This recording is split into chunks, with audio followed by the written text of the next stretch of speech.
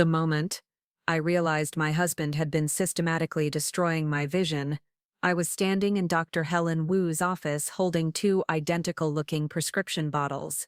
One contained the contacts I'd been wearing for months, slowly losing my ability to see clearly. The other held what my prescription should have been all along. The difference was staggering. Before we jump back in, tell us where you're tuning from, and if this story touches you, make sure you're subscribed, because tomorrow I've saved something extra special for you. Marcus had been feeding me lenses 3 times stronger than I needed, progressively weakening my eyesight while convincing me I was developing a rare degenerative condition.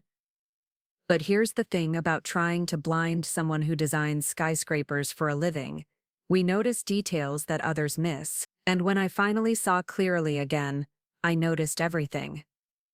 My name is Claire Donovan, and 6 months ago I thought I was the luckiest woman in Denver.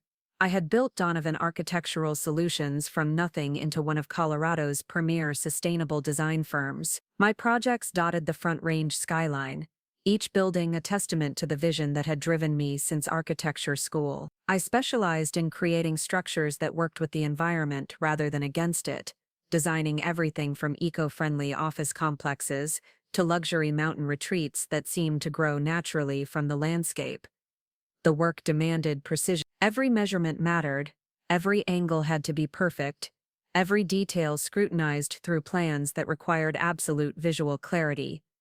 Which is why what happened to my eyesight should have been my first clue that something was desperately wrong. I met Marcus Reed at the grand opening of the Meridian Tower, a 40-story sustainable office building that had become my signature project. The event was packed with Denver's business elite, investors and city officials celebrating what the Denver Post had called a new era in environmentally conscious architecture. I was standing near the floor-to-ceiling windows on the 20th floor, pointing out the building's innovative solar collection system to the mayor when a voice behind me said, "The woman who taught steel and glass to dance with the wind." I turned to find Marcus Reed studying the building's facade with genuine appreciation. Tall and lean with prematurely silver hair that made him look distinguished rather than old, he had the kind of confident posture that came from never doubting his place in the world. His charcoal suit was perfectly tailored, his handshake firm, and when he smiled it reached his dark brown eyes in a way that made you feel like you were the only person in the room. "Marcus Reed," he said, extending his hand. "I've been following your work since the Harmony corporate campus. Brilliant integration of passive solar design." Most people at these events knew just enough architectural terminology to sound interested.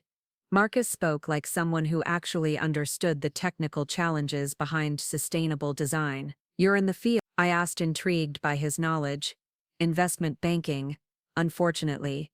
But I've always been fascinated by architecture. There's something about creating permanent beauty that makes moving money around seem rather trivial." He gestured toward the window. "This building will still be here long after every stock portfolio I've managed is forgotten." We talked for 2 hours that night. Not the usual cocktail party small talk, but deep conversations about design philosophy, environmental responsibility, and the challenge of building structures that would endure for generations. Marcus asked thoughtful questions about load-bearing calculations and thermal efficiency that revealed he'd done real research into my work. By the time the event wound down, I found myself accepting his invitation to dinner the following weekend. Marcus pursued me with the kind of focused attention that was both flattering and slightly overwhelming. Flowers arrived at my office with handwritten notes about architectural details he'd noticed in my building. He took me to exhibitions at the Denver Art Museum, always finding connections between the artwork and structural design that showed he'd been thinking about my interests, even when we weren't together. When I mentioned loving the way morning light moved through the atrium of one of my residential projects, he arranged for us to have breakfast there. Having somehow convinced the current owners to let us use their space. "I wanted to see your work the way you see it," he explained as we sat in the living room I'd designed 3 years earlier, watching the sunrise paint geometric patterns across the walls through carefully positioned skylight. 3 months into our relationship, Marcus introduced me to his family at their annual Christmas gathering in Vail. The Reeds owned a luxury ski resort empire that stretched across the Colorado Rockies, and their wealth was evident in every detail of the mountaintop estate where they'd gathered. The main lodge could have housed 50 people comfortably, with soaring timber beams and walls of windows that showcased the snow-covered peaks beyond. Patricia Reed, Marcus's mother, greeted me with the kind of polite coolness that suggested she was reserving judgment. A woman in her early 60s with perfectly styled blonde hair and the lean build of someone who took fitness seriously, she had an elegant way of asking questions that felt more like evaluations. "So you're the architect Marcus has been telling us about," she said, her smile measured. "How interesting that you focus on environmental concerns. I suppose that's quite fashionable now in certain circles." Vincent Reed, Marcus's father, was warmer but equally assessed, a bear of a man with silver hair and laugh lines that spoke of decades spent outdoors. He shook my hand with genuine enthusiasm while studying me with sharp blue eyes that missed nothing. "Marcus says you designed that new tower downtown. Impressive work. Though I have to wonder about all this green building business. Seems like a lot of extra expense for something most people won't even notice." I explained the long-term cost savings and environmental benefits while Patricia listened with the polite attention of someone humoring a child's hobby. When I mentioned that sustainable design often increased property values by 15 to 20%, Vincent's interest sharpened noticeably. The weekend revealed the family dynamics that would later become so important. Marcus was clearly the favored son, the one groomed to eventually take over the resort empire. His older sister, Diane, managed the family's charitable foundation from their main office in Aspen, while his younger brother, Kevin, ran day-to-day operations at their newest property in Steamboat Springs. But it was Marcus who had the vision for expansion, the connections in Denver's financial district, and the strategic mind that Vincent respected. "The ski industry is changing," Vincent explained over dinner on our second night there. "Climate change means we need to diversify. Marcus thinks we should move into year-round luxury hospitality, maybe some high-end residential development. Says we need someone with your kind of expertise to make it work." I should have been flattered. Instead, I felt a subtle unease that I couldn't quite identify. The conversation felt too practiced, too much like I was being recruited for something rather than simply getting to know my boyfriend's family. Marcus proposed 6 months later on the observation deck of another building I'd designed, the Aurora Research Center, during a private tour he'd arranged after hours. As the sun set behind the Rocky Mountains and the city lights began to twinkle below us, he knelt with a ring that had clearly been chosen by someone who understood both my taste and my values. The diamond was ethically sourced, the setting was crafted from recycled platinum, and the design was elegant without being ostentatious. "Claire, you create spaces where people can thrive," he said, his voice steady despite the emotion in his eye. "I want to build a life where we can both flourish. Will you marry me?" I said yes, partly because I loved him, and partly because the proposal felt like validation of everything I'd worked to achieve. Marcus wasn't just accepting my career, he was celebrating it, understanding it, making it part of our shared future. The engagement period was a whirlwind of wedding planning and business growth. Marcus threw himself into supporting my work with an enthusiasm that impressed even my most skeptical friends. He attended city planning meetings where my projects were being discussed, learned enough about sustainable architecture to ask intelligent questions at industry events, and even helped me prepare presentations for major clients by playing devil's advocate during practice runs. "You need to emphasize the ROI more strongly," he'd say after I'd run through a pitch for a corporate client. "These executives think green building is expensive virtue signaling. Show them the numbers first, then the environmental benefit." His advice was consistently good, his support unwavering. When I landed the contract to design a new headquarters for a major tech company, Marcus was the first person I called. When I won the Colorado AIA's Emerging Architect Award, he threw a celebration party at his downtown loft that brought together everyone who mattered in Denver's design community. But there were small things that should have concerned me. The way he subtly steered conversations when people asked about my work, always redirecting focus to collaborative aspects rather than my individual achievements. How he'd introduce me at social events as my brilliant fiancé rather than by my professional accomplishment. The casual comments about how demanding my schedule was becoming, delivered with loving concern but carrying an undertone of disapproval. "I worry about you burning out," he'd say when I worked late on a particularly challenging project. "You're so dedicated, but you need to remember that there's more to life than work." It felt caring at the time. Looking back, I can see it was the beginning of something much more calculated. Our wedding was held at the Broadmoor in Colorado Springs, a venue that satisfied both my desire for architectural beauty and the Reed family's need for appropriate grandeur. I designed elements of the ceremony myself, creating an altar backdrop that incorporated sustainable materials and allowed the natural beauty of the Cheyenne Mountain location to be the star. 300 guests attended, with the guest list weighted heavily toward Marcus's business connections and family friends. During the reception, as I mingled with guests and accepted congratulations, I overheard a conversation between Patricia Reed and one of her longtime friends that I probably wasn't meant to hear. "She's quite accomplished," the friend was saying, "though I do hope she'll have time for family once Marcus is ready for children." "Oh, I'm sure she will," Patricia replied smoothly. "Marcus has a way of helping people see what's truly important." Claire's work is impressive now, but I suspect her priorities will shift naturally once they're settled. The comment bothered me, but when I mentioned it to Marcus later, he dismissed it as his mother's old-fashioned perspective. "She means well," he said, pulling me close as we danced to our wedding song. "But your work is important to me, Claire. It's part of what makes you who you are." The first year of marriage was busy and generally happy. I was working on the largest project of my career, a mixed-use development that would include residential units, office space, and retail, all designed to LEED Platinum standards. The project demanded long hours and frequent travel to consultations with engineering firms and environmental specialists. Marcus was supportive, or seemed to be, often bringing dinner to my office when I worked late and listening patiently when I needed to talk through design challenges. It was during this period that I began having trouble with my vision.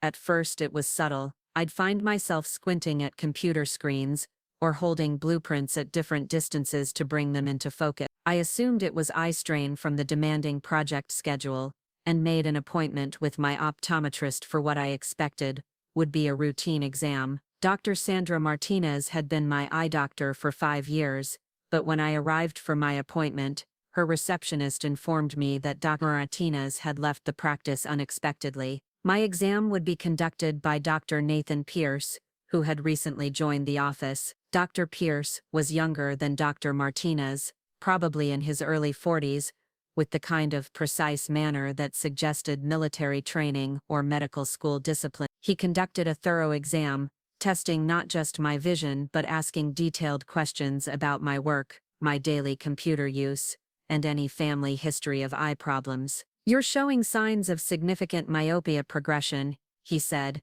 studying my chart with a concerned expression. "It's unusual to see this kind of change in someone your age, but it's not unheard of, especially given the visual demands of your profession." He prescribed new glasses and contact lenses with a stronger prescription, explaining that the progression might continue as my eyes adjusted to the demands of detailed architectural work. "We'll want to monitor this closely," he said. "Sometimes high-stress careers can accelerate vision change." I left the appointment feeling unsettled, but convinced myself that Dr. Pierce knew what he was doing. The new prescription did seem to help initially, though I noticed that I was becoming increasingly dependent on my glasses and struggling more with night vision. Over the following months, my eyesight continued to deteriorate. I returned to Dr. Pierce every 6 weeks, each time receiving a stronger prescription. The progression alarmed me, but Dr. Pierce remained calm and reassuring. "Some people experience rapid myopia development in their 30s,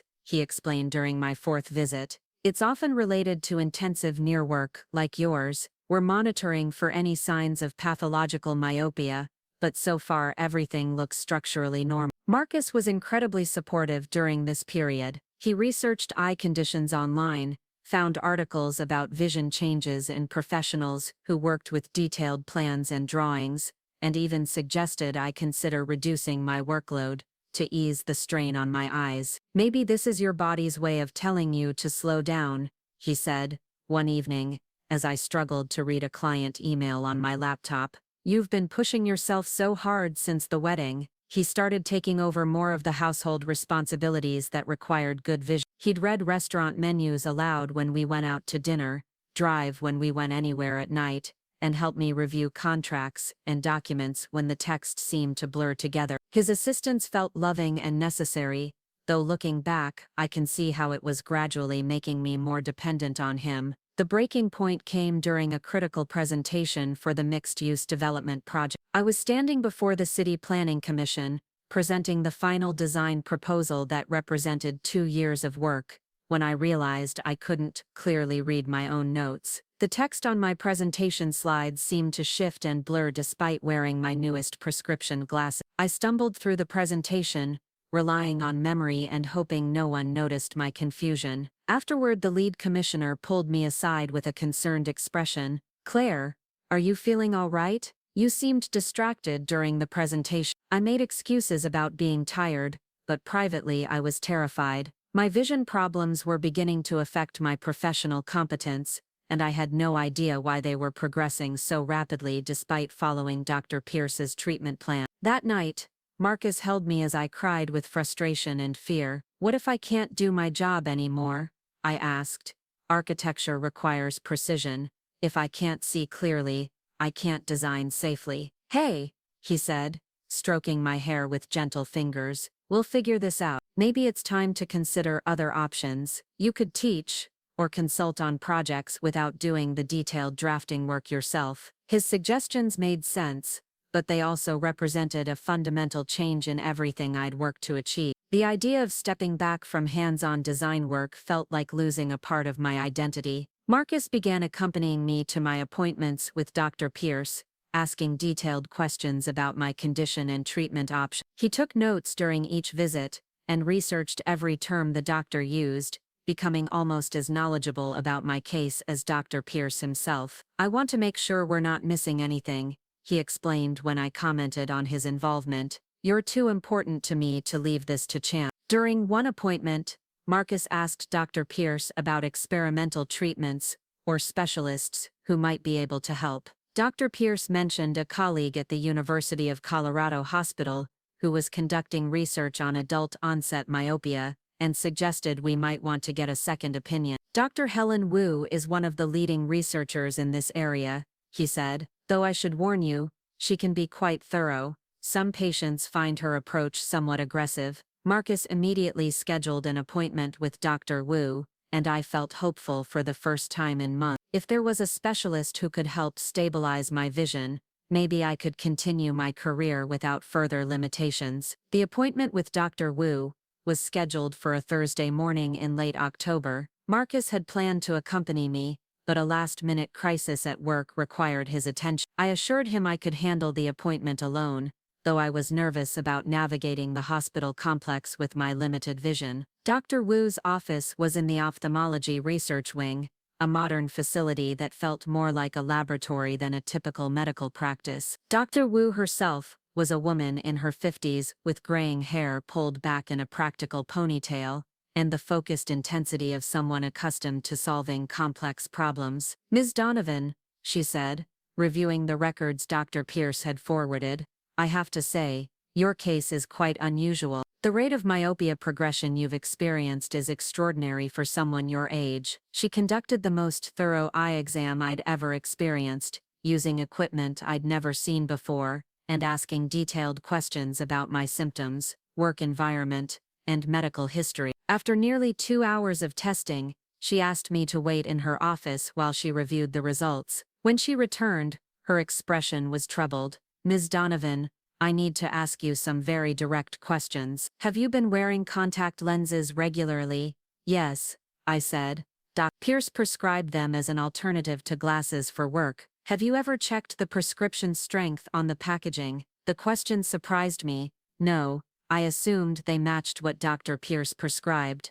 Dr. Wu opened her desk drawer and pulled out a contact lens case. "I'd like you to try something. These are contact lenses with your original prescription from a year ago. Just put them in and tell me how they feel." I was confused but compliant. After inserting the lenses, I looked around Dr. Wu's office and gasped. Everything was crystal clear. sharper than my vision had been in months. The text on her diplomas was perfectly legible, the details of the anatomical diagrams on her walls crisp and distinct. "How do you feel?" she asked. "I can see," I said, my voice barely above a whisper. "Everything is clear." Dr. Wu nodded grimly. "Ms. Donovan, someone has been giving you contact lenses that are significantly stronger than you need. The prescription you've been wearing would be appropriate for someone with severe myopia, not someone with your actual visual need." The room seemed to spin as the implications hit me. Preparing and narrating this story took us a lot of time, so if you are enjoying it, subscribe to our channel. It means a lot to us. Now back to the story. Are you saying someone has been deliberately damaging my eyesight?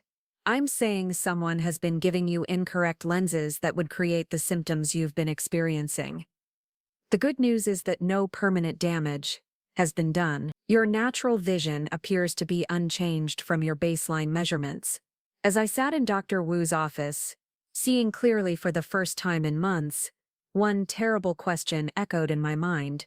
Who had access to my contact lenses, and why would they want to make me believe I was going blind? The answer, when it came to me, made my blood run cold. Marcus had been picking up my prescriptions from Dr. Pierce's office for the past several months, claiming he wanted to save me the trouble of making trips when my vision was poor. He'd also been the one to suggest Dr. Pierce when Dr. Martinez left the practice, saying he'd researched the best ophthalmologists in Denver. Dr. Wu was watching my face carefully. "Miss Donovan, do you have any reason to suspect that someone might be tampering with your medical care?" I thought about Marcus's constant support, his research into my condition, his suggestions about reducing my workload. I thought about how he'd taken over more and more responsibilities as my vision worsened, how he'd been there for every appointment, asking questions and taking notes. "I need to investigate something," I said finally. "Can you write down exactly what my prescription should be?" Dr. Wu handed me a card with my correct recipient information. "Miss Donovan, if someone is deliberately interfering with your medical care, that's a very serious crime. You should consider contacting the police." I left the hospital that day with clear vision and a clarity of purpose that had been missing for months. If Marcus had been systematically sabotaging my eyesight, I needed proof before I confronted him. And if I was right about what he'd been doing, I needed to be very careful about how I proceeded. The drive home gave me time to think about the patterns I'd missed.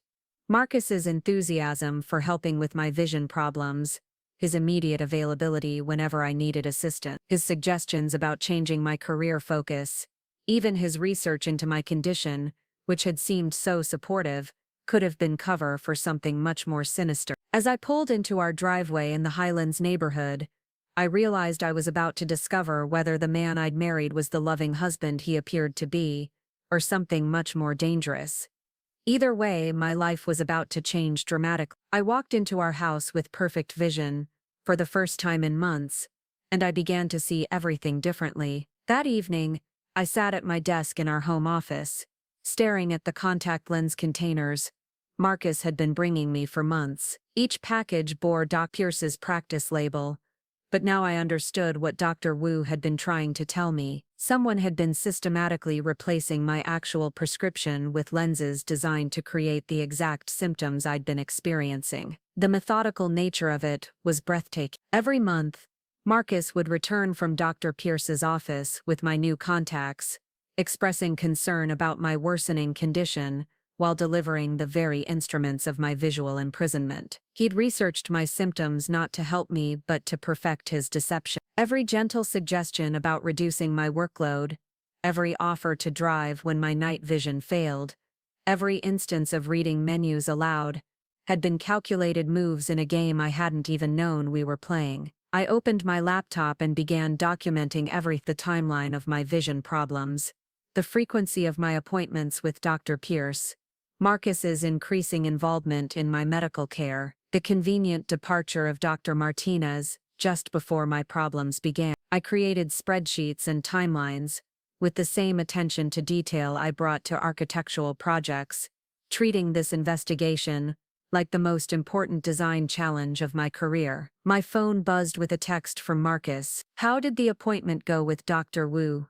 Sorry I couldn't be there. Hope she had some answers. I stared at the message for a long moment before responding. Interesting appointment. We should talk when you get home. Everything okay? You sound tense. Just tired. Long day, the conversation felt surreal. I was texting with someone who might have been systematically destroying my ability to work, while pretending everything was normal, but I needed to understand the full scope of what he'd been doing before I revealed what I knew. When Marcus arrived home that evening, he found me in the kitchen preparing dinner while wearing my old glasses from a year ago. I'd retrieved them from my desk drawer, and with Dr. Wu's confirmation that my natural vision was unchanged, they worked perfectly. Your vision seems better today, he said, kissing my cheek as he loosened his tie. Those new glasses working out? Actually, I went back to my old prescription, I said carefully. Dr. Wu suggested trying them to see if the progression might have been overcorrect. Marcus paused in the act of opening a bottle of wine. That seems unusual. Didn't Dr. Pierce say your myopia was advancing? Apparently, overcorrection can sometimes make symptoms worse. Dr. Wu wants to monitor things for a few weeks before making any changes. I watched his face as I spoke, looking for tells that might confirm my suspicions. Marcus was good at maintaining his expression, but I caught a flash of something that might have been concern or calculation before he smiled and nodded. That makes sense. You know more about this than I do. As long as you're comfortable with her approach. We ate dinner while discussing his day at the investment firm, but I found myself analyzing every word and gesture. The man sitting across from me was either an incredibly supportive husband, concerned about my health, or a sophisticated predator who had been manipulating my reality for months. The uncertainty was almost worse than no. After dinner, Marcus settled into his home office to review client portfolios, while I retreated to my studio space in our converted basement.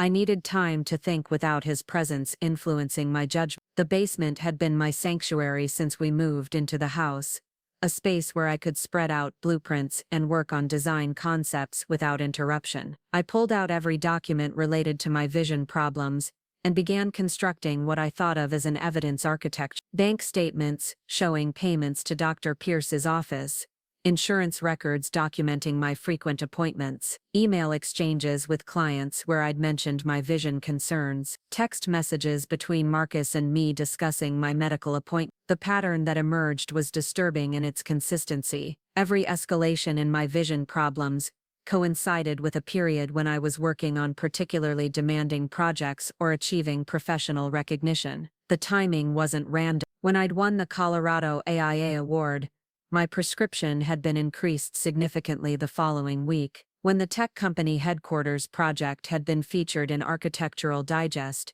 I'd experienced my worst episode of vision problems within days. I found myself wondering about Dr. Pierce and his convenient arrival at my optometry practice. A quick internet search revealed that he'd moved to Denver from Phoenix, just 6 months before Dr. Martinez's departure. His previous practice in Arizona had closed abruptly, though the available information didn't explain why. My phone rang, startling me from my research. The caller ID showed my business partner David Chen, calling from his home number. "Claire, I hope I'm not interrupting anything important," David said when I answered. "I've been thinking about your vision situation, and I wanted to run something by you." David and I had founded Donovan Architectural Solutions together straight out of graduate school. He handled the business development and client relations, while I focused on design and project management. We built the firm into one of Denver's most respected practices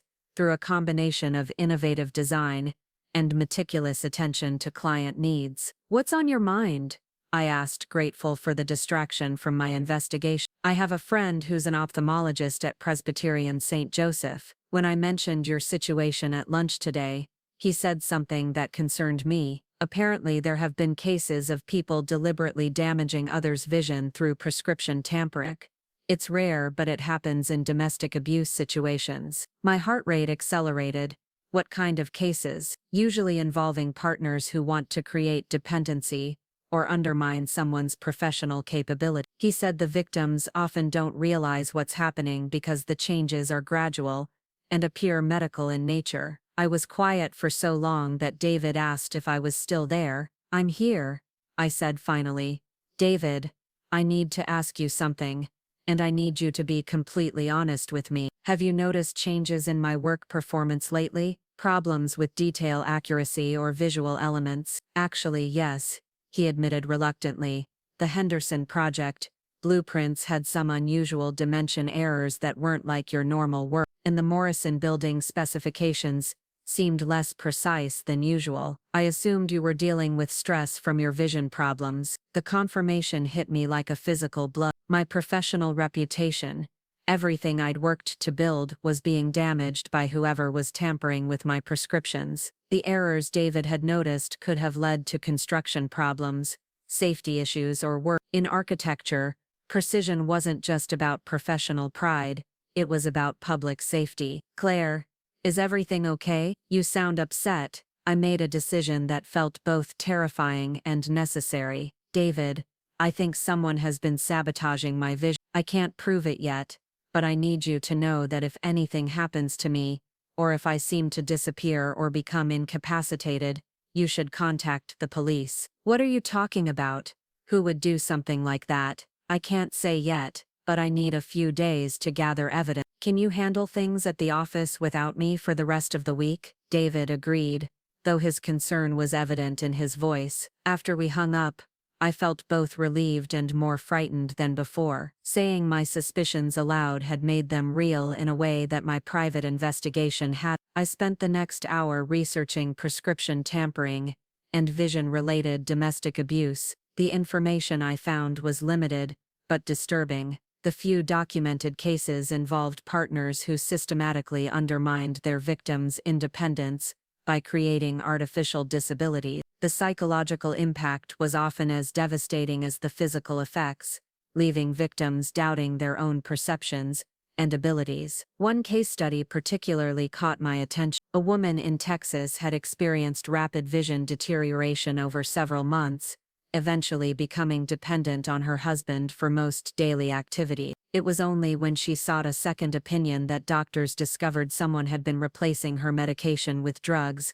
that temporarily affected her vision. Her husband had been arrested and charged with assault and prescription fraud. The parallels to my situation were unmistakable, but I still needed concrete proof before I could take action. Suspicion and circumstantial evidence wouldn't be enough to confront Marcus or involve law enforcement. I heard footsteps on the basement stairs and quickly closed my laptop. Marcus appeared carrying 2 cups of tea, smiling with the kind of domestic thoughtfulness that had once made me feel cherished. "I thought you might want some company," he said, setting a cup beside me on the drafting table. "You've been down here for hours." "Just working through some design problems," I said, accepting the tea while studying his face for any sign of deception. "The Morrison project is more complex than I initially thought." "I'm glad your vision is feeling better. You seem more like yourself today." The comment struck me as odd. More like myself implied that I'd been different recently,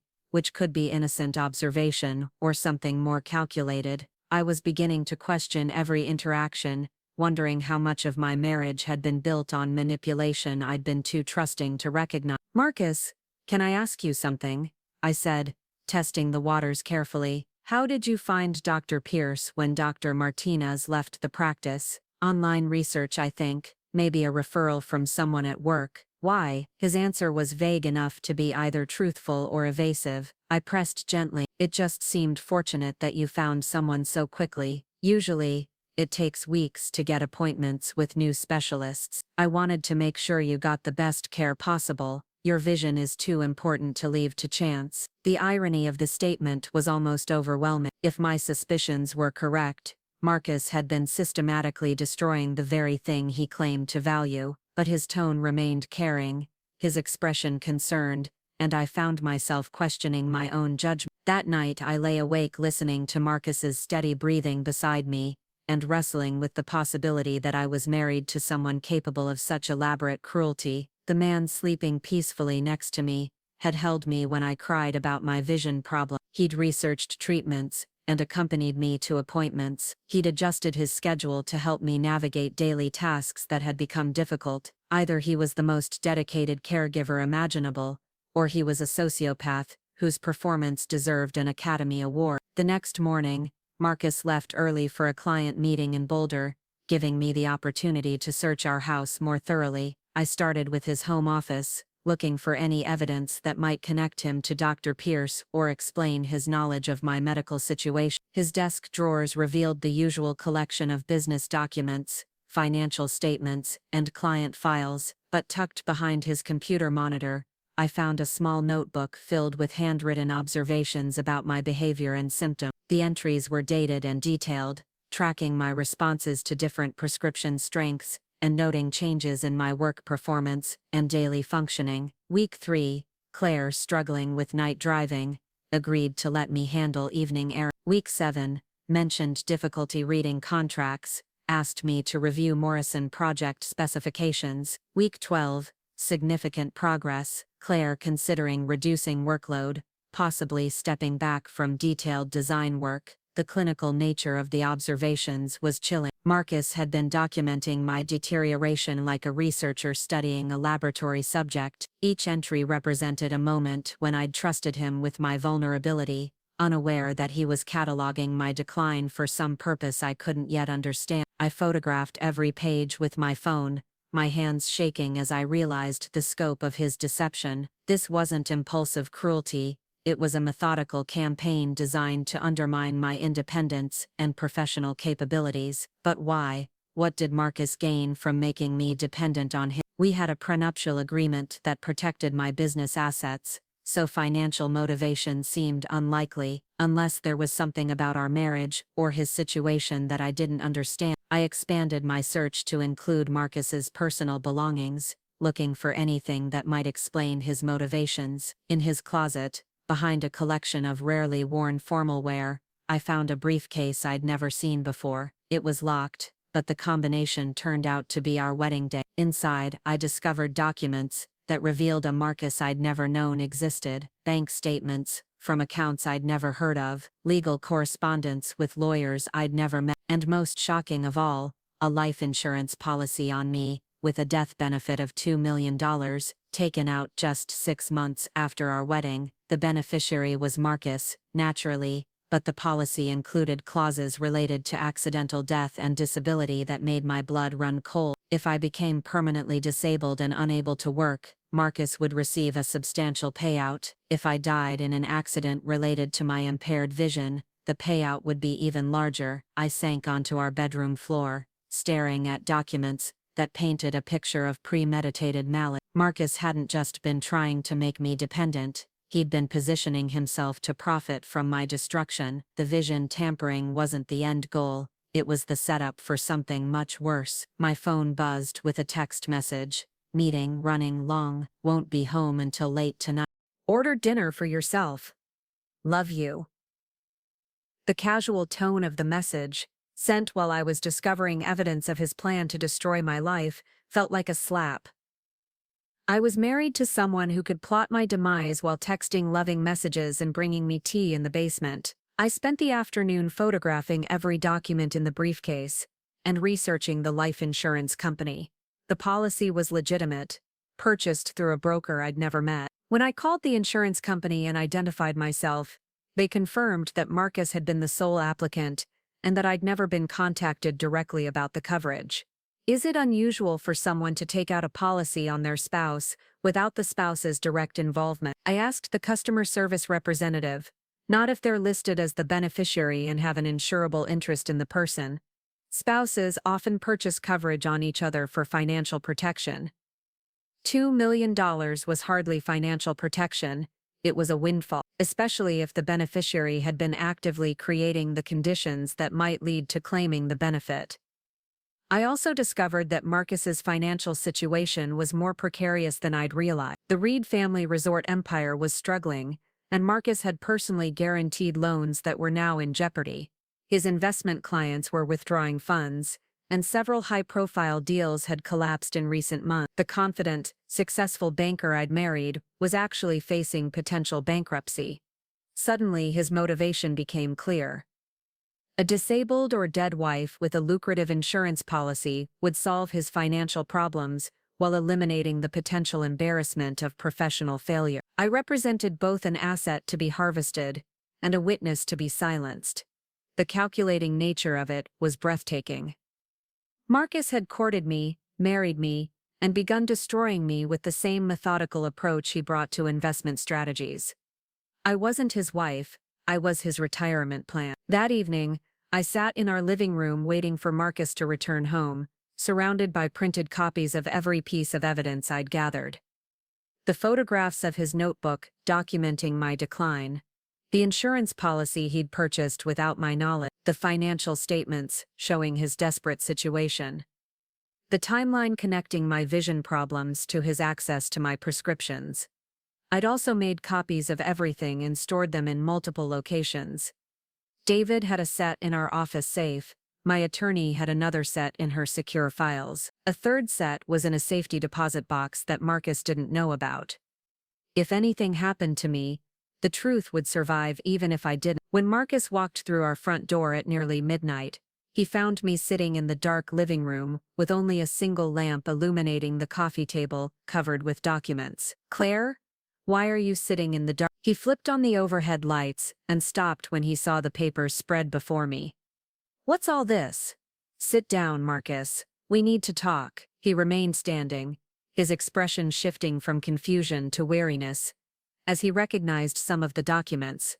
"Where did you get those?" "From your office, from your briefcase, from your secret bank accounts." I kept my voice steady, despite the adrenaline coursing through my system. "From the insurance policy you took out on my life." Marcus's face went through a series of rapid changes: surprise, calculation, denial, and finally resignation. He sat down heavily in the chair across from me, suddenly looking older than his 38 years. "It's not what you think," he said finally. "Then explain it to me. Explain why you've been systematically destroying my vision. Explain why you took out a $2 million life insurance policy without telling me. Explain why you've been documenting my deterioration like I'm a laboratory experiment." Marcus was quiet for a long moment, staring at the evidence of his deception scattered across our coffee table. When he finally spoke, his voice carried none of its usual confidence. "The resort business is failing. My father doesn't know how bad it is yet, but we're going to lose everything within 6 months. I needed options. So you decided to blind me. I didn't want to hurt you. The plan was just to make you dependent enough that you'd step back from work, maybe sell the business. Your firm is worth millions, Claire. I thought if you couldn't work at full capacity anymore, you'd agree to liquidate your assets." The casual way he discussed destroying my career and independence was almost more shocking than the plan itself. "And if that didn't work?" Marcus looked away. "The insurance policy was a backup plan. I never intended to use it, but you researched how to make it look accidental. Vision problems leading to a car accident or a fall from a construction site. Very creative. It wasn't supposed to go that far. I thought you'd make the logical choice to step back from demanding work once your vision became unreliable." I stood up, needing to put distance between us. "Logical choice? You mean the choice you were forcing me to make through deliberate sabotage?" "Claire, please, I know how this looks, but I never wanted to actually hurt you. I just needed time to figure out a solution to the financial problem." The pleading tone in his voice was pathetic after everything I'd discovered. "How long have you been planning this?" "Since before we got married." Marcus's silence was answer enough. Our entire relationship had been built on his calculation of my value as a financial resource. Every romantic gesture, every declaration of love, every moment of apparent intimacy had been performance art designed to position me as his solution to economic problems I'd never known existed. "I loved you," he said quietly. "That part was real." "No, Marcus. Love doesn't involve systematically destroying someone's ability to function independently. Love doesn't include taking out secret life insurance policies. Love doesn't mean documenting your spouse's decline like they're a science experiment." I gathered the documents from the coffee table, stacking them neatly as I prepared to leave. "I'm staying at a hotel tonight. Tomorrow, I'm filing for divorce and contacting the police about prescription fraud and attempted insurance fraud. Marcus stood abruptly. Claire, wait, we can work this out. I'll get help. Pay for whatever treatment you need to fix your vision. We don't have to destroy everything we've built together. You already destroyed it. The marriage, the trust, the life I thought we were built. You destroyed all of it. The moment you decided I was worth more to you, incapacitated or dead, than healthy and independent. As I reached the front door, Marcus made one final attempt. If you go to the police, it'll ruin me completely. My career, my family's reputation, everything. I turned back to look at him one last time. You should have thought of that before you tried to blind me. I walked out of our house and into the cold Denver night, carrying evidence of a betrayal so complete that it had redefined everything I thought I knew about love, marriage, and the person I'd trusted with my life. But for the first time in months, I could see clearly, and I knew exactly what I needed to do next. I checked into the Oxford Hotel downtown, choosing a suite that offered both luxury and security while I planned my next move. The irony wasn't lost on me that I was using skills learned from architectural project management to dismantle my husband's life, with the same precision he'd used to try destroying mine. Every detail mattered,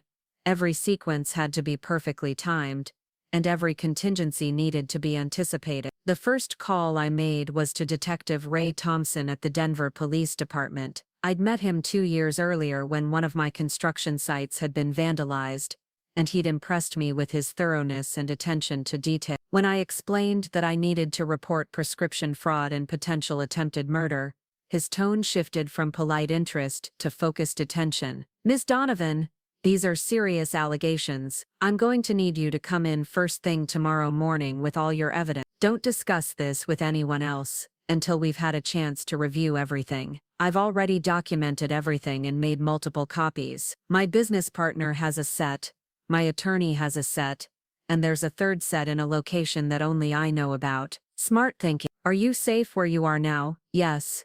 But Detective Thompson, I need you to understand something. My husband is sophisticated and well-connected. He's going to have resources and legal representation that could complicate this investigation. Let me worry about that. You focus on staying safe and getting me every piece of evidence you have. After hanging up, I called my attorney, Lisa Chang, at her home number. Lisa had handled my business legal needs for 3 years and had become both a trusted advisor and friend. When I explained the situation, she was silent for a long moment, before responding. Claire, what you're describing constitutes multiple felonies: prescription fraud, insurance fraud, conspiracy to commit bodily harm, possibly attempted murder depending on how the prosecutor wants to charge it. You're looking at a case that could send Marcus to prison for decades. Good, I said without hesitation. He's been systematically trying to destroy my life and my career. He deserves whatever consequences come from that. I need to ask you something,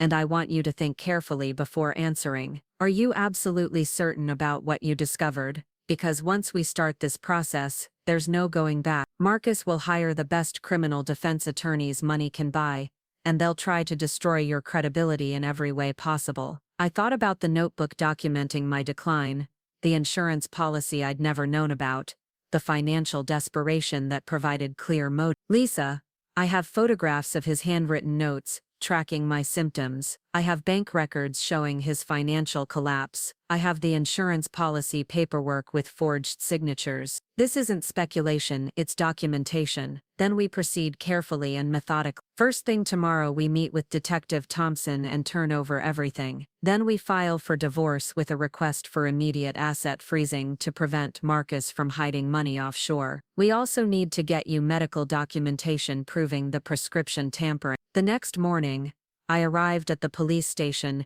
carrying 3 file boxes of evidence. Detective Thompson had arranged for Dr. Helen Wu to join our meeting, and together we spent 4 hours reviewing every document, photograph, and timeline I'd assembled. Wu provided medical testimony that the prescription tampering could have caused permanent vision damage if continued long-term. The progression Ms. Donovan experienced would have eventually led to dependency on assistive devices and inability to perform detailed work. Someone with knowledge of optometry specifically chose prescription strengths designed to create these symptoms. Detective Thompson studied the insurance policy documents with particular interest. $2 million is a significant motive, especially given the financial pressure Ms. Reed was facing. The timing of the policy purchase, right after your marriage, suggests premeditation. What happens now? I asked. We open a formal investigation. I'll need to interview Dr. Pierce and examine his patient records for you. We'll also need to verify the handwriting in that notebook and analyze the prescription containers you brought in. This is going to take time, but what you've provided gives us a strong foundation. Dr. Wu added her own concern. Ms. Donovan, I'd like to conduct a comprehensive eye examination to document your current vision status and rule out any permanent damage. This will be important for both the criminal case and any civil litigation you might pursue. After leaving the police station, I met with Lisa at her office to begin divorce proceedings. She'd already drafted preliminary paperwork that included requests for immediate asset protection and spousal support. I'm asking for full disclosure of all Marcus's financial holdings, including any offshore accounts or hidden assets. Given the evidence of fraud, the court will likely grant our request for asset freezing to prevent him from moving money beyond reach. What about the business? Donovan Architectural Solutions is my life's work. I can't let this situation jeopardize what David and I have built. The prenuptial agreement protects your business interests, but we'll still need to be careful. If Marcus tries to claim that marital assets were used to support the business, things could get complicated. We'll document that the business was entirely self-funding, and that Marcus never contributed financially or professionally. That afternoon, I returned to my office for the first time in days. David was waiting with a concerned expression and questions about my sudden absence. I brought him into my private office and closed the door before explaining everything I'd discovered. Jesus, Claire. I knew something was wrong, but I never imagined anything like this. David sat back in his chair, processing the implications. What can I do to help?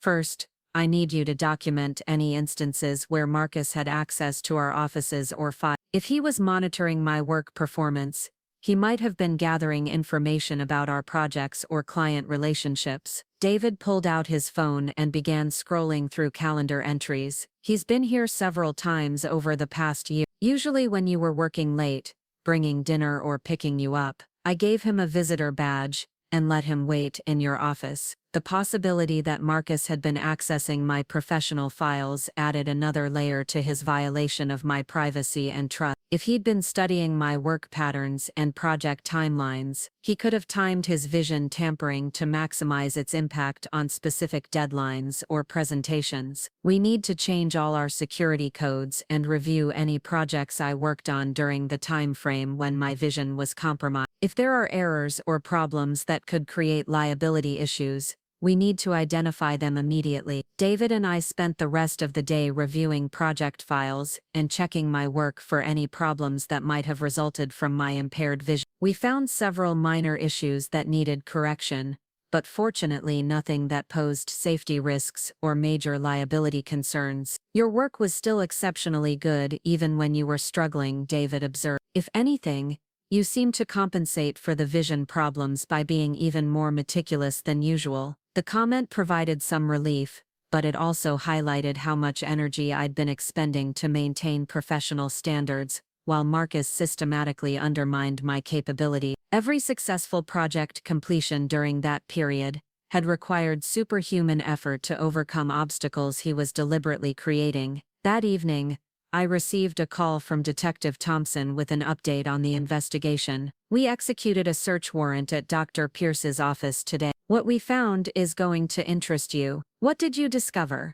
Dr. Pierce has been running a prescription tampering operation for several clients, not just your husband. We found records of at least 12 other cases where he provided false prescriptions designed to create specific symptoms. This is organized criminal activity, not just isolated fraud. The revelation that I wasn't Marcus's only victim was both relieving and horrifying. Relieving because it provided additional evidence of systematic criminal behavior. Horrifying because it meant other people had suffered similar manipulation and abuse. We also found correspondence between Dr. Pierce and your husband, discussing payment schedules and symptom progression targets. Your husband paid him $50,000 over 6 months to manage your case. $50,000. Marcus had invested more money in destroying my vision than most people spent on a luxury car. The amount demonstrated both his commitment to the plan and his expectation that the eventual payoff would justify the expense. When will you arrest him? We're coordinating with the district attorney's office to ensure we charge him with everything we can prove, probably sometime next week once we finish processing all the evidence. After hanging up,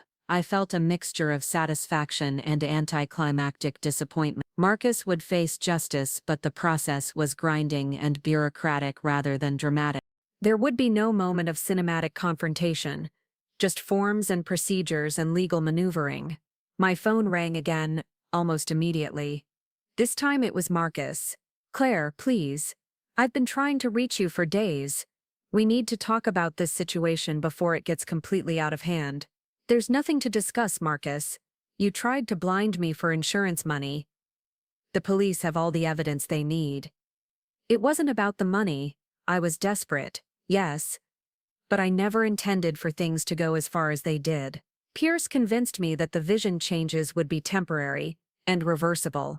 The lie was so transparent that I almost laughed. "You documented my decline in a notebook like a scientific experiment. You researched accidental death scenarios. You took out a life insurance policy without my knowledge. None of that suggests temporary or reversible intentions. I know how it looks, but you have to understand the pressure I was under. My father was going to discover the resort losses. My clients were withdrawing funds. Everything was collapsing. I just needed time to find a solution. So you decided to sacrifice my health and career to buy yourself time. That's your defense. I thought if you stepped back from work, we could sell the business and use the proceeds to cover the debt. I never wanted to hurt you permanently." The casual way he discussed selling my life's work as a solution to his problems revealed the depth of his narcissism. In Marcus's mind, everything I'd built existed primarily as a resource for his benefit. "Marcus, the police are going to arrest you next week. You should use the time to find a good criminal attorney instead of calling me with pathetic justifications." "Claire, please, I'll do anything to make this right. I'll pay for medical treatment, therapy, whatever you need. Just don't destroy my life over this. You destroyed your own life when you decided to destroy mine. The difference is that I'm going to survive what you did to me. I'm not sure you'll survive what you did to yourself." I hung up and immediately called Detective Thompson to report the contact. He advised me to document any future attempts at communication and avoid speaking with Marcus directly. "He's probably trying to gather information about what evidence we have, or assess your willingness to cooperate with prosecution. Don't give him anything that could help his defense preparation." The next few days passed in a blur of legal meetings, medical appointments, and media interviews. News of the prescription tampering ring had broken, and several other victims had come forward with similar stories. The local news stations were covering the investigation extensively, with particular focus on the sophistication of the fraud and the professional credentials of those involved. I found myself becoming the public face of prescription tampering victims, largely because I was the only one willing to speak openly about my experience. The other victims were embarrassed or afraid of the publicity, but I felt a responsibility to raise awareness about this type of domestic abuse. Many people don't realize that medical manipulation can be a form of intimate partner violence. I told Channel 7 News during an interview at my office, "When someone systematically interferes with your medical care, they're not just damaging your health, they're undermining your ability to trust your own perceptions and maintain independence." The interview aired during the evening news, and I received dozens of calls and emails from people who suspected they might be experiencing similar manipulation. Several reached out to local authorities to request second opinions on their medical care, and at least 3 additional cases of prescription tampering were identified as a direct result of the publicity. Marcus's arrest came on a Tuesday morning while I was reviewing blueprints for a new sustainable housing project.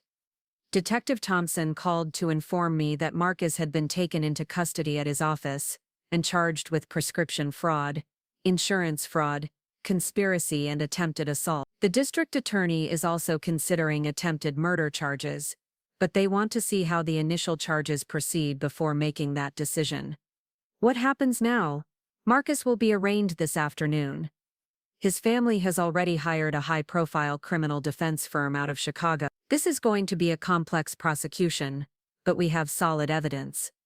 I attended the arraignment hearing, sitting in the gallery while Marcus stood before the judge in an orange jumpsuit that looked surreal on someone I'd shared a bed with for years. His parents were in the front row behind the defense table, his mother clutching a handkerchief and his father staring straight ahead with rigid composure. The prosecutor outlined the charges in clinical detail, describing the systematic nature of the prescription tampering and the financial motives behind it. Marcus stood silently throughout the proceeding, his expensive haircut and manicured appearance incongruous with his prisoner status. When the judge set bail at $500,000, I felt a moment of concern that the Reed family wealth might allow Marcus to remain free during the trial. But his attorney's request for reduced bail was denied, and Marcus was remanded to custody pending a bond hearing. As I left the courthouse, Patricia Reed intercepted me in the hallway outside the courtroom. She looked haggard and older than her 62 years, her usual impeccable grooming replaced by obvious stress and exhaustion. "Claire, I need to speak with you." "Mrs. Reed, I don't think that's appropriate given the circumstances. Please, just 5 minutes. There are things you don't understand about Marcus's situation." Against my better judgment, I followed her to a quiet alcove near the courthouse entrance. Patricia looked around nervously before speaking in a hushed tone. "The resort business has been struggling for years. Vincent made some poor investment decisions, and we've been covering losses with personal assets. Marcus was trying to protect the family from complete financial ruin by trying to blind me for insurance money." "That's your defense of his behavior?" "I'm not defending what he did. I'm trying to help you understand that he was desperate. The Marcus who did these things isn't the man who married you." Patricia's attempt to excuse her son's criminal behavior was both predictable and infuriating. "Mrs. Reed, your son documented my physical decline like I was a laboratory animal. He researched ways to make my death look accidental. That level of calculation doesn't come from temporary desperation. You could drop the charges, accept a financial settlement and move on with your life. Destroying Marcus won't undo what happened to you." The suggestion that I should accept money in exchange for letting Marcus escape consequences was insulting on multiple levels. "Your son committed serious crimes against me and other victims. He belongs in prison, not negotiating settlements." Patricia's composed facade cracked slightly. "If Marcus goes to prison, it will destroy our entire family. The publicity, the legal costs. The shame. Is your revenge worth ruining innocent people?" "This isn't revenge, Mrs. Reed. It's just, and if your family is ruined by the consequences of Marcus's actions, that's something you should discuss with him, not me." I walked away from Patricia Reed and out of the courthouse into the bright Colorado sunshine, feeling cleaner and more free than I had in months. The legal process was just beginning. But the most important victory had already been achieved. I could see clearly again, both literally and figuratively, and I was ready to rebuild my life without the man who had tried to destroy it. That evening, I returned to the house Marcus and I had shared to collect more of my personal belongings. The police had finished processing it as a crime scene, and I needed to retrieve important documents and items with sentimental value before proceeding with the divorce. Walking through rooms that had once felt like home was surreal. Everything looked the same, but the context had changed completely. The kitchen where Marcus had prepared romantic dinners now felt like the scene of calculated manipulation. The bedroom where we'd shared intimate moments was now the place where he'd planned my destruction. In my home office, I found that Marcus had removed several items, probably trying to eliminate evidence before his arrest. But he'd missed a crucial detail that demonstrated how little he'd understood about my work methods. Hidden behind my drafting table, I'd always kept backup drives containing every project file and client communication from the past 5 years. The drives contained email exchanges with clients during the period when my vision was compromised, providing additional evidence of how Marcus's sabotage had affected my professional performance. Several messages showed me apologizing for errors or delays that were directly attributable to the vision problems he'd been creating. One email to a major client was particularly damning.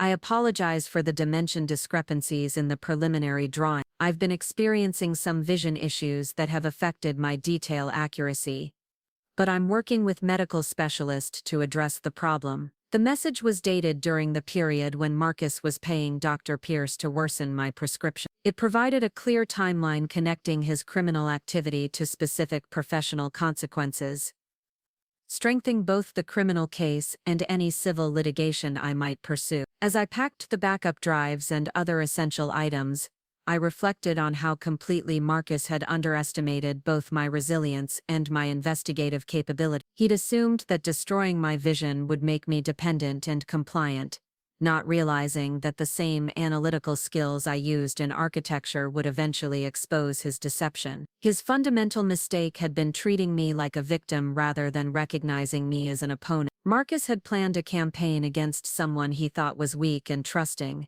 not someone who was methodical, resourceful, and absolutely determined to protect what she'd built. The legal proceedings would take months or years to resolve completely, but the outcome was no longer in doubt. Marcus had left too much evidence and involved too many other people in his criminal enterprise. Dr. Pierce was already cooperating with investigators in exchange for a reduced sentence, providing detailed testimony about the prescription tampering ring and Marcus's specific involvement. More importantly, I'd discovered something about myself during this ordeal. The woman who could build skyscrapers from abstract concepts was equally capable of dismantling the elaborate deceptions of a criminal husband. Every skill I'd developed in architecture, attention to detail, systematic problem-solving, long-term planning, and absolute precision, had proven invaluable in exposing Marcus's crimes and protecting my future. As I loaded my car with the last of my possessions,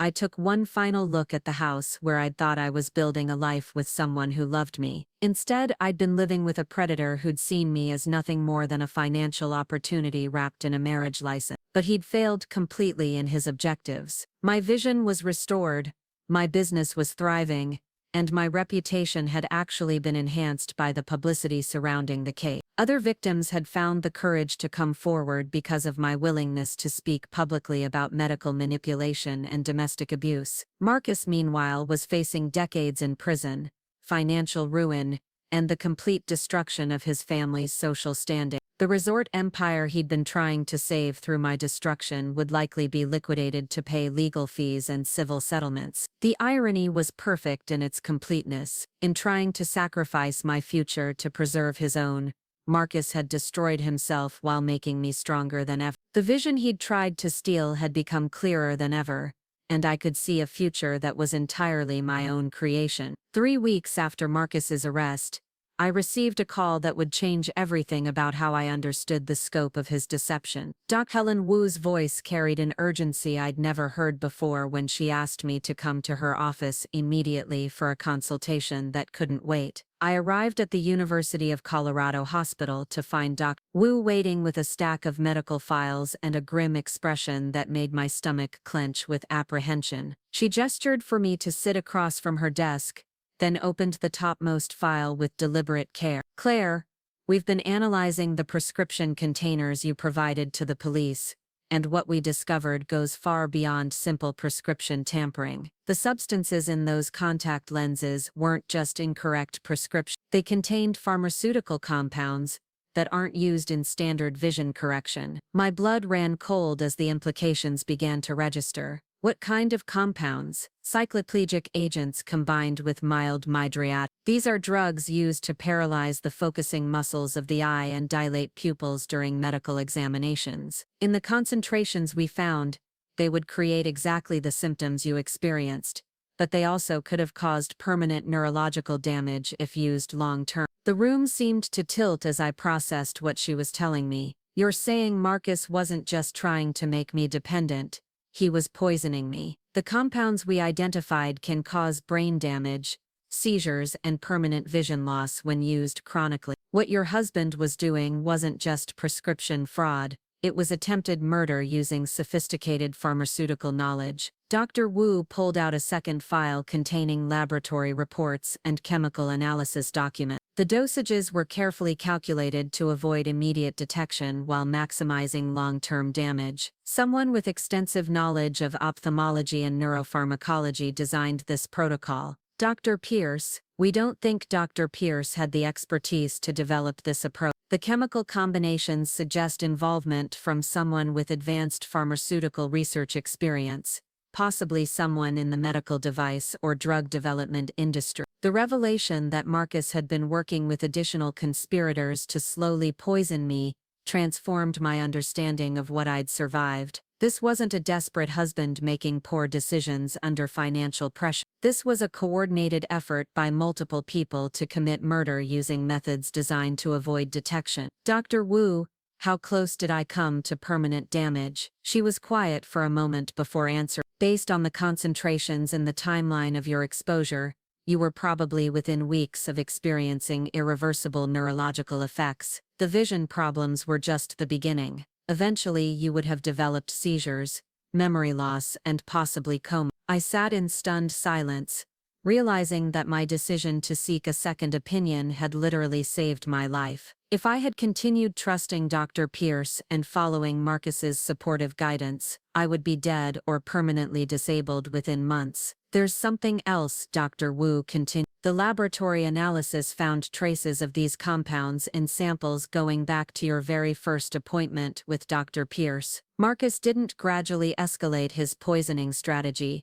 He was trying to kill you from the beginning. The methodical nature of the poisoning campaign was more chilling than any moment of explosive violence could have been. Marcus had been slowly murdering me while bringing me tea, holding me when I cried about my vision problems, and researching treatments for my mysterious condition. Every gesture of support had been performance art designed to mask systematic assassination. I called Detective Thompson immediately after leaving Dr. Wu's office. When I explained the new medical findings, his response was swift and decisive. This changes the entire scope of the investigation. We're looking at attempted murder charges now, and we need to identify Marcus's pharmaceutical connection immediately. Can you come in this afternoon to review everything we know about his associates and professional relationships? At the police station, Detective Thompson had assembled a task force that included investigators from the DEA. The sophistication of the poisoning protocol had attracted federal attention,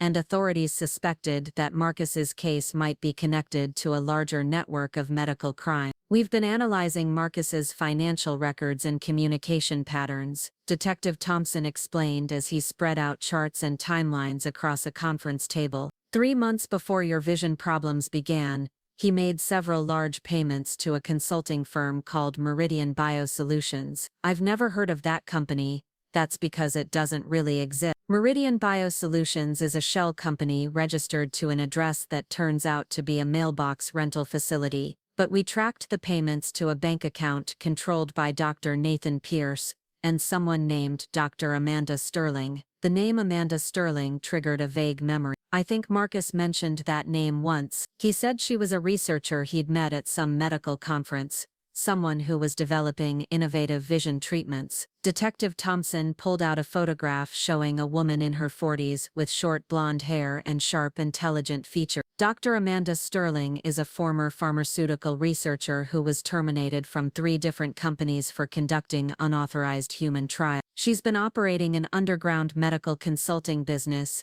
that provides sophisticated poisoning protocols to clients seeking untraceable methods of harming specific targets. The existence of a professional poisoning consultant explained the precision of Marcus's approach. He hadn't been improvising or relying on internet research. He'd hired an expert who specialized in creating exactly the kind of slow-acting, undetectable medical sabotage he needed. How many other victims has she poisoned? We're investigating at least 8 cases across 4 states. Dr. Sterling's clients typically are spouses, business partners, or family members who want to eliminate someone while making it appear like natural medical decline. Agent Sarah Collins from the DEA joined our conversation with additional information about Dr. Sterling's operation. Sterling charges between $50,000 and $200,000 depending on the complexity of the case and the desired timeline. She provides custom pharmaceutical compounds, medical cover stories, and even corrupted healthcare providers like Dr. Pierce to manage the poisoning process. The scale of the criminal enterprise was staggering. Marcus hadn't just decided to hurt me, he'd connected with a network of medical professionals who specialized in murder disguised as healthcare. The poisoning protocol had been designed by someone who'd perfected similar attacks against multiple victims. What happens now? I asked. We execute coordinated arrests across multiple jurisdictions. Dr. Sterling is currently in Phoenix, where she's working on another case. Dr. Pierce is cooperating fully in exchange for a reduced sentence, and Marcus is going to face federal charges in addition to the state crimes. Agent Collins added her perspective on the prosecution strategy. With the pharmaceutical evidence and the connection to Dr. Sterling's operation, Marcus is looking at life in prison without possibility of parole. The federal charges for using chemical weapons against a civilian carry mandatory minimum sentences that make plea bargaining nearly impossible. The transformation of Marcus from a desperate husband to a federal criminal facing life imprisonment was almost too dramatic to process. But the evidence was overwhelming, and the involvement of professional poisoning consultants elevated his crimes to the level of domestic terrorism. That evening I met with Lisa Chang to discuss the civil litigation implications of the new evidence. The revelation that Marcus had been working with a professional poisoning network opened up additional avenues for financial recovery and expanded the scope of potential defendants. We can now sue Dr. Sterling, her consulting firm, the shell companies she used to hide her operations, and possibly the pharmaceutical suppliers who provided the compounds. Lisa explained. The federal charges also mean that Marcus's assets will be subject to criminal forfeiture, but we need to move quickly to preserve anything that might be available for civil recovery. How much are we talking about? Between the Reed family assets, Marcus's personal wealth, and the potential liability of the other conspirators, you could be looking at tens of millions in damages. The attempted murder aspect dramatically increases the punitive damage calculation, but more important than financial recovery was the knowledge that my decision to investigate and fight back had exposed a criminal network that was actively harming other victims. Sterling's arrest would prevent future poisonings, and the publicity surrounding the case was already helping other victims recognize signs of medical manipulation. Over the following weeks, the media coverage expanded to include investigative reports about medical abuse and prescription tampering as forms of domestic violence. I found myself participating in congressional hearings about healthcare security and consulting with medical schools about incorporating abuse detection into their training program. The attention was overwhelming at times, but I felt a responsibility to use my platform to help other victims and prevent future crime. Every interview I gave and every testimony I provided was motivated by the knowledge that somewhere, another Amanda Sterling might be designing poisoning protocols for another desperate Marcus. The preliminary hearing for Marcus's federal charges was held 6 weeks after his arrest. I attended with Lisa and Detective Thompson, sitting in the gallery while prosecutors presented evidence of the conspiracy to murder me using sophisticated chemical weapons. The federal prosecutor, Assistant U.S. Attorney Michael Rodriguez, outlined the case with clinical precision. The defendants engaged in a conspiracy to commit murder using pharmaceutical compounds, specifically chosen for their ability to cause progressive neurological damage while avoiding detection by standard medical examinations. Marcus sat at the defense table looking gaunt and defeated. The expensive suits had been replaced with prison uniforms, and his previously confident demeanor had been replaced by the hollow stare of someone who'd realized the full consequences of his choices. Sterling, who had been extradited from Arizona, sat beside her own attorney, looking defiant despite the overwhelming evidence against her. She'd been operating her poisoning consultation business for nearly a decade, and her client list included some of the most coldly calculated domestic crimes in recent memory. When the prosecutor played recordings of phone calls between Marcus and Sterling discussing my case, the courtroom fell silent.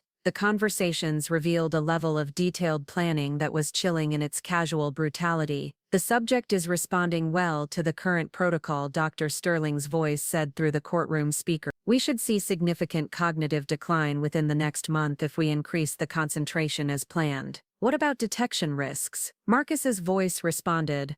"Her doctor ordered comprehensive blood work last month. The compounds we're using won't show up in standard toxicology panels. Even if someone suspects poisoning, they'd need to know exactly what to test for. The beauty of this approach is that it mimics natural medical conditions." Hearing Marcus discuss my murder with the same tone he'd used to plan our anniversary dinner was surreal and nauseating. But it also provided definitive proof that every moment of his apparent concern and support had been calculated deception designed to facilitate my assassination. Doc Pierce, who was testifying as a cooperating witness, provided details about how the poisoning network operated. Dr. Sterling would provide the pharmaceutical compounds and protocols. I would administer them through fake prescriptions and monitor the victims for desired symptoms. The clients would maintain their normal relationships with the targets, while we handled the technical aspects of the poisoning. The systematic nature of the operation revealed how many other families had been destroyed by similar conspiracy. Sterling's business model depended on people like Marcus, who wanted to eliminate inconvenient spouses, business partners, or family members without the messiness of obvious violence. During a break in the proceedings, I was approached by FBI agent Jennifer Martinez, who had been investigating Dr. Sterling's network for 2 years. "Ms. Donovan, your willingness to come forward and fight this case has been crucial to shutting down this operation. We estimate that your actions have prevented at least 6 additional murders that were in Dr. Sterling's planning stage." The knowledge that my investigation had saved other lives provided a sense of purpose that went beyond personal justice. Marcus had intended for me to disappear quietly, becoming another tragic case of mysterious medical decline. Instead, my refusal to accept his version of reality had exposed a network of killers and protected future victims. The federal judge denied bail for both Marcus and Dr. Sterling, citing the sophisticated nature of their crimes and the danger they posed to public safety. As they were led away in shackles, I felt a profound sense of closure that had nothing to do with revenge and everything to do with justice. Outside the courthouse, I was surrounded by reporters asking for comments on the proceeding. I'd learned to navigate media attention with the same strategic thinking I brought to architectural projects, using each interview as an opportunity to educate the public about medical abuse and domestic violence. The most important thing for people to understand is that medical manipulation can be a form of intimate partner violence, I told Channel 9 News. If someone in your life has unusual access to your medications or medical care, and you're experiencing unexplained symptoms, trust your instincts and seek independent medical evaluation. The interview aired during the evening news cycle, and I received dozens of calls from viewers who suspected they might be experiencing similar manipulation. Several contacted law enforcement, and at least 2 additional cases of prescription tampering were identified as a direct result of the publicity. That night, I returned to my new apartment in downtown Denver, a space I'd designed myself using principles of security, functionality, and personal empowerment. Every detail reflected lessons learned from my experience with Marcus, from the advanced security system to the medical emergency protocols I'd established with Dr. As I reviewed architectural plans for my latest project, a sustainable community center that would serve domestic violence survivors, I reflected on how completely my life had been transformed by Marcus's attempt to destroy it. His poisoning campaign had been designed to make me weak, dependent, and eventually dead. Instead, it had revealed strengths I hadn't known I possessed, and given me a platform to help other victims of similar crimes. The irony was perfect in its completeness. Marcus had spent months carefully planning my destruction, consulting with experts, paying substantial fees, and executing a sophisticated murder plot. But his methodical approach to assassination had been matched by my methodical approach to investigation, and my commitment to truth had proven stronger than his commitment to deception. The criminal trials would continue for months, but the most important battles had already been won. I could see clearly again, both literally and figuratively. My business was thriving, my health was restored, and my voice was being heard by people who needed to understand that medical abuse was a real and serious threat. Marcus had gambled everything on his ability to eliminate me quietly and profit from my death. Instead, he'd created a survivor who was stronger, wiser, and more determined than ever to build a life that no one could take away. The vision he'd tried to steal had become clearer and more focused than ever before, and I could see a future that was entirely my own creation. 18 months later, I stood in the witness box of the federal courthouse in Denver, my hand resting on the Bible as I swore to tell the truth about the man who had tried to murder me with pharmaceutical precision. Marcus sat at the defense table, his once commanding presence reduced to the hollow shell of someone who had gambled everything and lost spectacularly. The trial had become a media sensation, not just because of the sophisticated poisoning plot, but because of what investigators had uncovered about Dr. Amanda Sterling's assassination consulting network. 23 victims across 7 states had been identified, with crimes ranging from successful murders to attempted killings like mine. The scope of the conspiracy had shocked even veteran federal prosecutors. As I took the witness stand, I looked directly at Marcus for the first time since that night I'd confronted him in our living room. He appeared to have aged a decade in 18 months, his silver hair now completely gray, his once athletic frame diminished by prison life. But what struck me most was the complete absence of the charm and confidence that had once defined him. The man who had pursued me with such determination was gone, replaced by someone who seemed surprised by his own capacity for evil. "Miss Donovan," began Assistant U. Attorney Rodriguez, "can you tell the court about the first time you noticed problems with your vision?" I had told this story dozens of times to investigators, grand juries, and preliminary hearings, but delivering it in front of Marcus felt like the final chapter of a nightmare that had defined nearly 2 years of my life. I described the gradual onset of symptoms,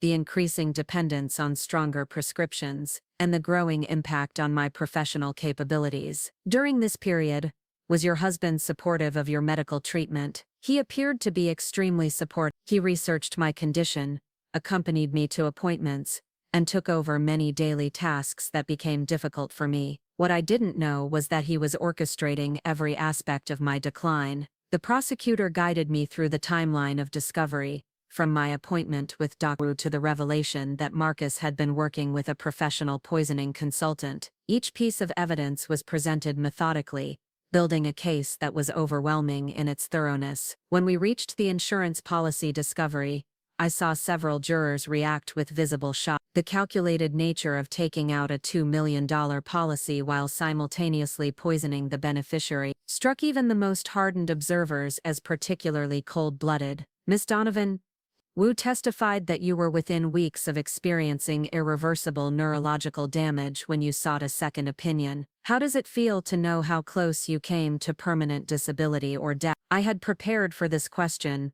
but answering it while looking at Marcus made it feel immediate and personal again. It's terrifying to realize that someone you trusted completely was methodically destroying your mind and body while pretending to care for you. But it's also empowering to know that I recognized something was wrong and took action to save my own life. The cross-examination by Marcus's defense attorney was aggressive, but ultimately ineffective. The strategy seemed to be portraying Marcus as a desperate man who had been manipulated by the sophisticated Dr. Sterling into participating in crimes he didn't fully understand. But the evidence of his detailed planning and financial motivation made that narrative impossible to sustain. "Miss Donovan, isn't it true that your marriage was experiencing significant stress due to your demanding work schedule and the financial pressure Mr. Reed was facing with his family's business?" "The only stress in our marriage came from Marcus's systematic deception and his plan to murder me for insurance money. Everything else was manageable relationship challenges that normal couples work through together." "But you've admitted that you were working 60-hour weeks and traveling frequently for business. Couldn't a reasonable person interpret that as neglecting the marriage?" The question revealed the defense strategy's fundamental weakness. They were trying to suggest that Marcus's attempted murder was somehow justified by typical marital stress,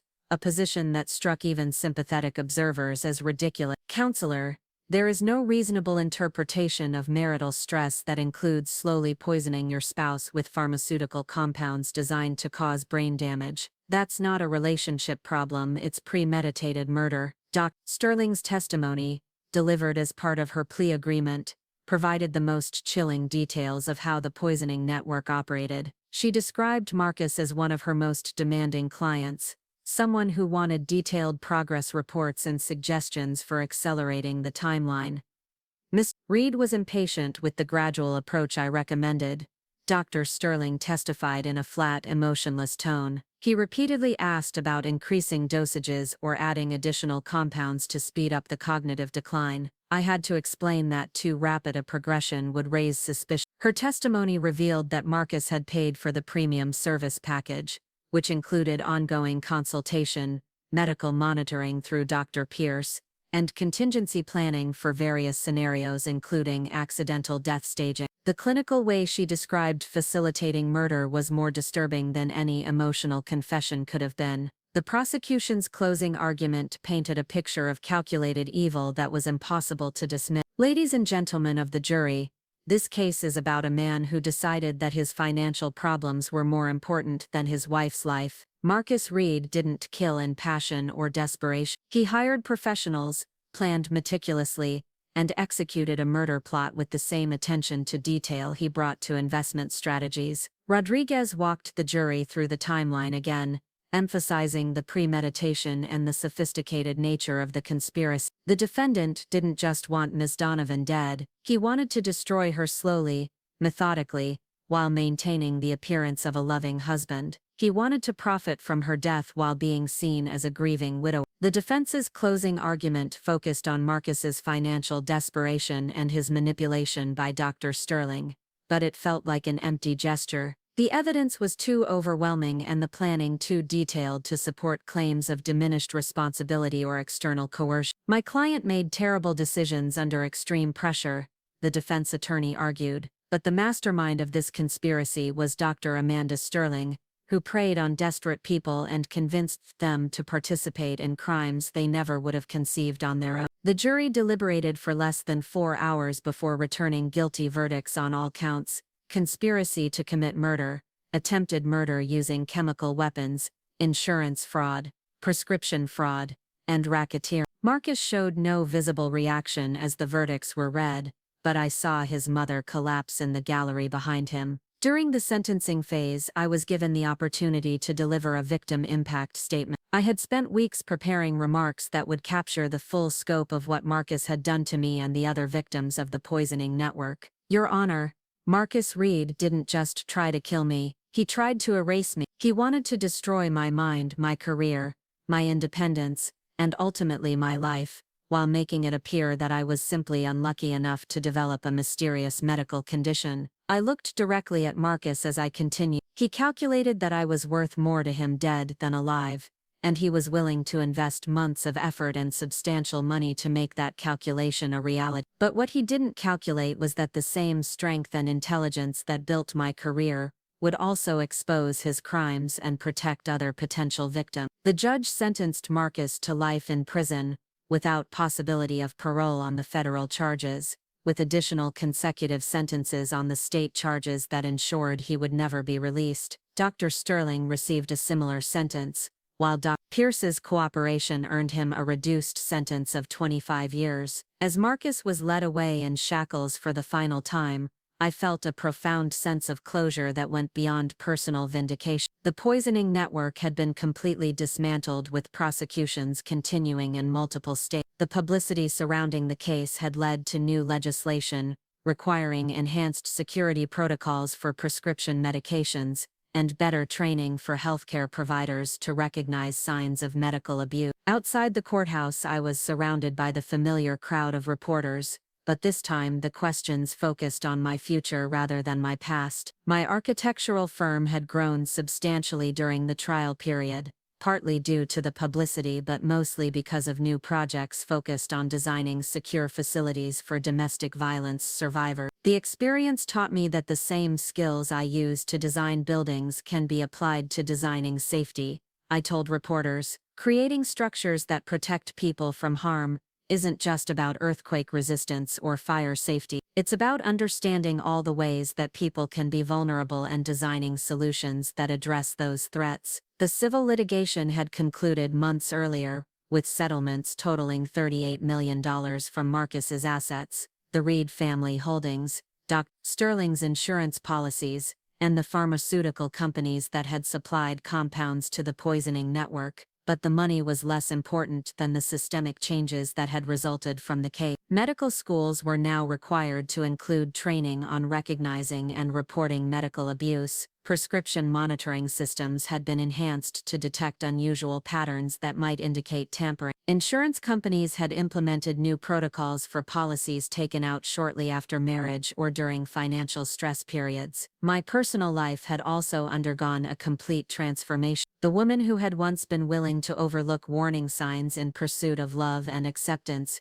had been replaced by someone who trusted her instincts absolutely and refused to compromise her independence for anyone else's comfort. I had started dating again, carefully and selectively, but with clear boundaries and non-negotiable requirements for honesty and transparency. The experience with Marcus had taught me that love without respect was manipulation, and support without honesty was control. 6 months after the trial, I received a letter forwarded through my attorney from Marcus in federal prison. He was requesting permission to include me on his visitor list and asking for the opportunity to apologize in person. The letter was handwritten and filled with expressions of remorse and claims that he had found religion and wanted to make amends. I read the letter once and then shredded it without hesitation. Marcus had had multiple opportunities to apologize, confess or show genuine remorse during the 18 months between his arrest and conviction. His decision to reach out only after exhausting all legal appeals suggested that his newfound repentance was another manipulation tactic, designed to serve his interests rather than mine. Some people might have seen visiting him as an opportunity for closure or forgiveness,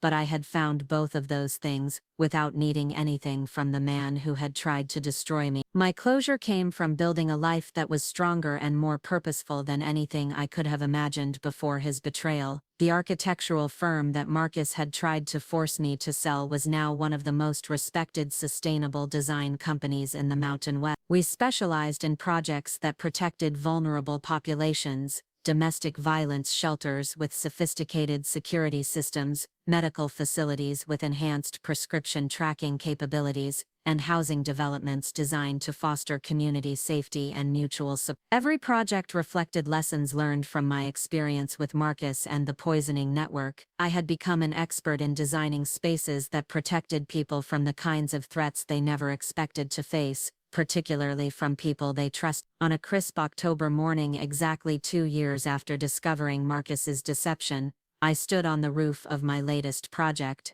a residential facility for domestic abuse survivors that incorporated every advanced security and safety feature I could design. The building offered both protection and empowerment, giving residents safe spaces to rebuild their lives while providing them with skills and resources for long-term independence. As I reviewed the final construction details with my project manager, I reflected on how completely my life had been transformed by Marcus's attempt to destroy it. His poisoning campaign had been designed to make me weak, dependent, and ultimately dead. Instead, it had revealed strengths I hadn't known I possessed, and given me a mission that felt more meaningful than anything I had pursued before. The irony was perfect in its completeness. Marcus had spent months carefully planning my destruction, consulting with experts, paying substantial fees, and executing a sophisticated murder plot. But his methodical approach to assassination had been matched by my methodical approach to investigation, and my commitment to truth had proven stronger than his commitment to deception. My phone buzzed with a text from David Chen,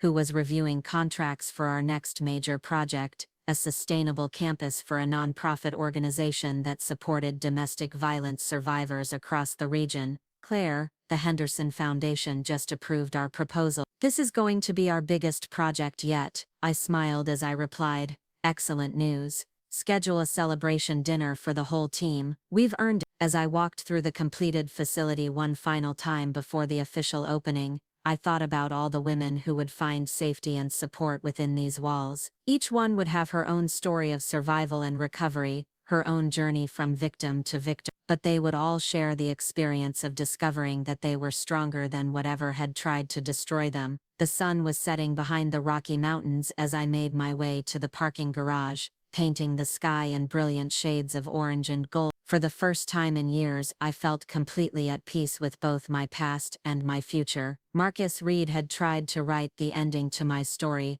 but he had only managed to write the beginning of a much better one. Up next, you've got 2 more standout stories right on your screen. If this one hit the mark, you won't want to pass these up. Just click and check them out.